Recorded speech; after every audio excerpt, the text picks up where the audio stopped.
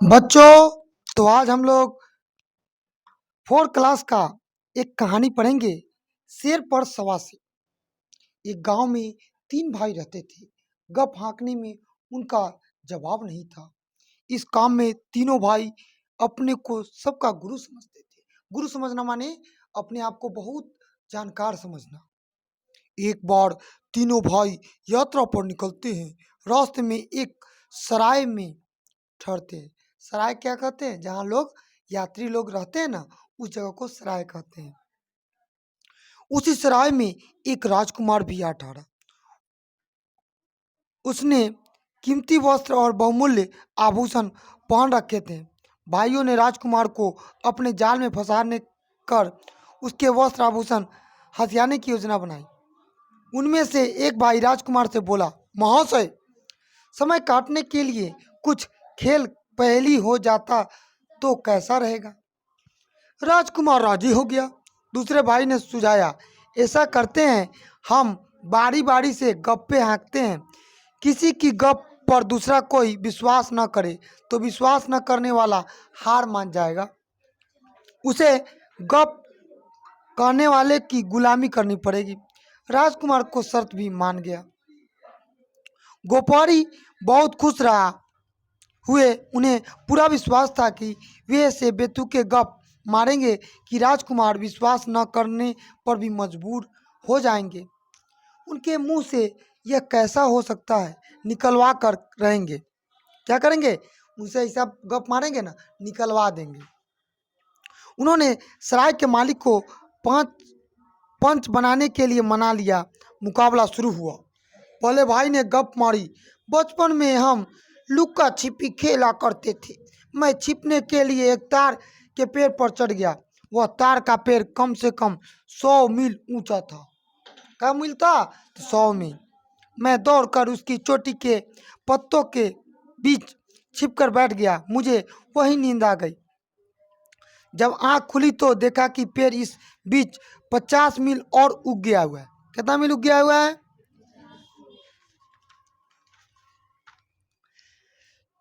नीचे उतरने की हिम्मत नहीं हुई। मैं सोच ही रहा था कि पास में एक बादल का टुकड़ा गुजरा। मैं उसी में घुस गया। जब वह बादल से पानी बरसने लगा तब जाकर मैं पानी में की धारा में रस्सी की तरफ पकड़कर नीचे उतरा। राजकुमार केवल मुस्कुराया। पहला भाई निराश हो गया। उसे पूरा यकीन था कि राजकुमार विश्वास नहीं करेगा। दूसरा गपोरी भाई बोला, एक बार मेरी गेंद एक झाड़ी में गिर गई। मैं अपनी गेंद ढूंढने झाड़ी में घुसा, लेकिन मुझे अपनी गेंद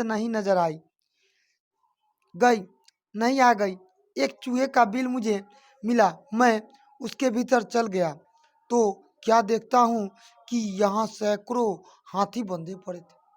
उस बिल में रहने वाला चूहा हाथी चोर था। मैंने उस हाथियों को मुक्त कराने का फैसला कर लिया और तो कोई तरीका नहीं सिवाय हाथियों को पकड़कर अपने जेब में भरने के। सारे हाथियों को जेब में आ ला गए तो मैं बाहर की ओर भागा। तभी हाथी चोर चूहे ने मुझे देख लिया। वह तलवार लेकर मेरे पीछे आया। बिल से बाहर आकर चूहों ने से बचने के लिए उछल कर एक टिड्डे के पीठ पर बैठकर सवारी करके एक चाबुक मारा। टिड्डे ने 8-10 लंबी छलांग लाकर मारी और चूहा हाथ मलता रह गया। मतलब दूसरा भी गपोरी गप हाँक दिया है। ठीक है। राजकुमार सहमति के लिए सिर हिलाए। हाँ, मैंने भी तुम्हें टिड्डे पर जाते देखा था। दूसरा भाई भी असफल हो गया। अब तीसरे भाई की बारी आई। एक बार मैं नदी किनारे घूम गया। वहाँ सारे मछुआरे इकट्ठे होकर रो रहे थे। मैंने कारण पूछा तो बताया कि नदी में एक भी मछली नहीं रही, वे भूखे मर गई। मैं इसका कारण जानने नदी में उतरा। पानी के भीतर मैं क्या देखता हूँ, एक व्हेल सारी मछलियों को खा रही है। उसे देखकर मुझे इतना गुस्सा आया कि मेरे गुस्से की गर्मी से नदी का पानी गर्म, माने इतना ना गुस्सा आल ओकरा कि पानी देखा का हो गई, गर्म हो गया। कथी? नदी का पानी। पानी गर्म होते ही व्हेल छटपटाने लगी, बचाओ बचाओ बचाओ, और पानी से ऊपर आकर हवा में उड़ गई। उसने उड़ने से पहले ही मैंने उसकी पूंछ पकड़ ली। हम दोनों हवा में उड़ने लगे। व्हेल ने पूंछ झटक कर मुझे गिराने की कोशिश की, पर मैंने पूंछ नहीं छोड़ी। तभी मुझे एक बड़ी सी चट्टान हवा में तैरती नजर आई। मैंने अपने पैर पर उसको टिकाया और पूंछ से पकड़कर व्हेल को खूब घुमाया, समुद्र की ओर फेंक दिया। इस प्रकार मैंने उस व्हेल के मछुआरों की निजात दिलाई। राजकुमार ताली बजाए। तुमने बहुत बहादुरी का काम किया है। तीनों भाई असफल हो गए। उनके मुंह उतरकर पंच के ने कहा, राजकुमार अब तुम अपनी गप सुनाओ। राजकुमार ने कहा, ठीक है, अब मेरी कहानी सुनो। मैं एक देश का राजकुमार हूँ।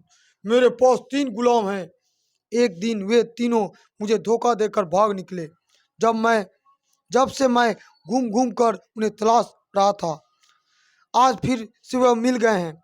एक भाई ने पूछा, कौन है वे? राजकुमार मुस्कुराए, तुम तीनों हो वे गुलाम। अब तीनों भाई फंस गए। अगर राजकुमार की बात नहीं मानते तो शर्त हार जाते और राजकुमार के गुलाम बन जाते हैं, तो अगर राजकुमार की गप स्वीकार करते तो गुलाम ही। पंच के निर्णय दिया कि तीनों भाई हार गए हैं और वे राजकुमार के गुलाम। वे बहुत सिर पिटाए, मतलब खिसियाए, लेकिन क्या करते, शर्त तो पहले ही लगा लिए थे। राजकुमार ने माफी मांगी, माफ कर दीजिए, माफ कर दीजिए। अंत में राजकुमार ने कहा, मैं तुम्हें एक शर्त पर मुक्त कर सकता हूँ। बोलिए बोलिए सर, क्या कहिए? राजकुमार, वह वह यह कि आगे से उलझुल फुजुल की बातें बनाकर गांव वालों को ठगना छोड़ दोगे तुम। गपोड़ी भाइयों ने वचन दिया कि आज के बाद से हम गप नहीं मारेंगे, ऐसा गप कभी नहीं मारेंगे और लोगों को नहीं ठगेंगे। इस कहानी से हमें यही शिक्षा मिलती है। तो शेर को मिल गया 1.25 शेर, कहानी खत्म हुई।